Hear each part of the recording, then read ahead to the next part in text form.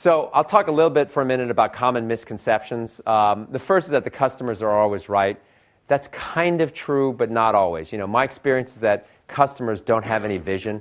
They only have about a 6 to 12 month horizon.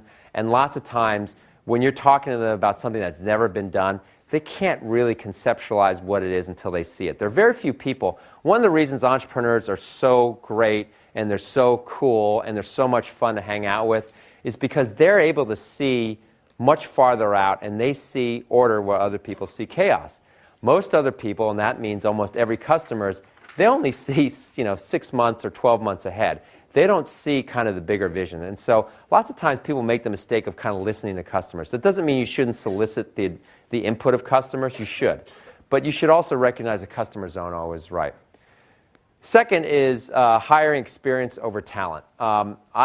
I see people that will say, well, we should hire this person because that person's done that job before. And I would much rather hire an up-and-coming A than a proven B, right? And lots of times people will go for proven Bs because they've had the checkbox on their resume. And obviously you'd rather have a proven A. Everybody would rather have a proven A.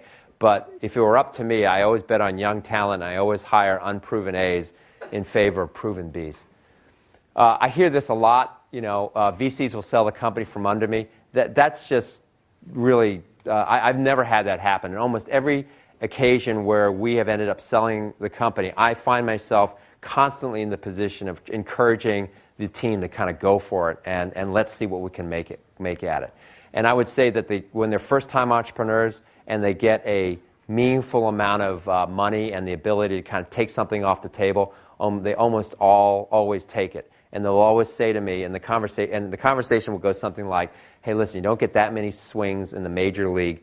You're at bat, you're in the majors. Let's take a shot and see how big we can make it. And if it doesn't work out, then we can always go back.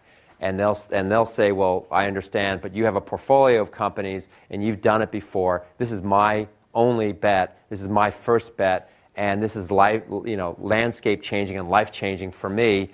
And I think I owe it to myself, my family, and all the employees to do that. And I usually say, listen, I support you 100%. I'm just telling you what my position is. Because at the end of the day, if you, Mr. or Ms. Entrepreneur, want to sell the company, I'm not going to stand in your way. I'm going to force them to work when they don't want to do it. I mean, that doesn't really make any sense. But that's a common fallacy. The fourth is I hear this a lot from Y Combinator classes. VCs want to kick out the founders the first chance they get. That doesn't really make sense either. I mean, when I'm investing in a company where there are 3 people, why would I want to give them the money to build a company and then proceed to want to kick them out? I mean, it doesn't make any logical sense.